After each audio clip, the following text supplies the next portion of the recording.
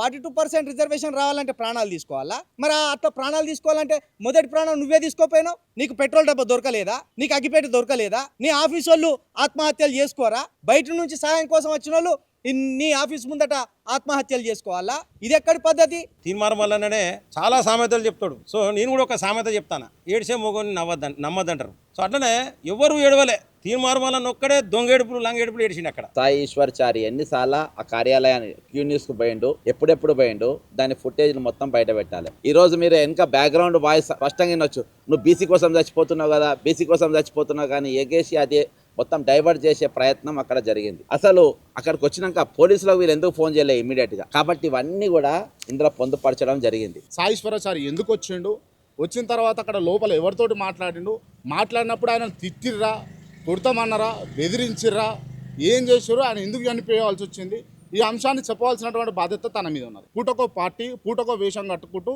పబ్బం గడిపే వ్యక్తివి నువ్వు. ఇలా బీసీ సమాజం కూడా నిన్ను నమ్మేటట్టు లేదు. మాట్లాడితే డిబేట్లల్లా నా ఫోటోకి వచ్చి దండం పెట్టిండు, ఇగో చూడండి, ఇగో ఈ విజువల్స్ చూడండి అని చెప్పి దండం పెట్టిన ఫోటో తప్ప ఇంకేమన్నా విజువల్స్ చూపిస్తున్నావు నీ ఛానల్? అట్లీస్ట్ నీ క్యూ న్యూస్లోనన్నా రిలీజ్ చేసిండ్రా?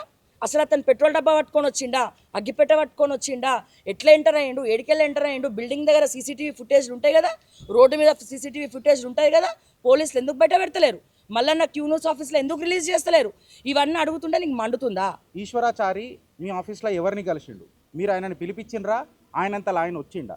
పిలిపిస్తే ఆయన మనస్తాపం సూసైడ్ చేసుకోవాల్సినంత కర్మ ఆయనకు ఎందుకు పట్టింది? ఈడ ఈశ్వరాచారికి అండ్ బీసీలకు రెండు అవమానాలు జరిగినాయి. అంటే ఒకటేమో బీసీలను ఒక పావు చేసి వాళ్ళని సూసైడ్ చేయించే అబెట్మెంట్ అయిందా అన్నది ఫస్ట్ ఆరోపణ. ఇది లైమ్ లైట్లకు తీసుకొస్తానన్న జర్నలిస్ట్లని అవమానించడం అని అంటే బీసీలను రెండోసారి గట్టిగా అవమానించుడే. పోస్ట్ మార్టం రిపోర్ట్ ఏమైంది? ఇప్పటిదాకా దాని మీద చర్చని జరుగుతలేదు. ఒక తెలంగాణ ఆడబిడ్డని, బీసీ బిడ్డని, ముదిరాజు బిడ్డని నిలబెట్టి నువ్వు సహాయం, ఏం సహాయమయ్యా నువ్వు చేసింది?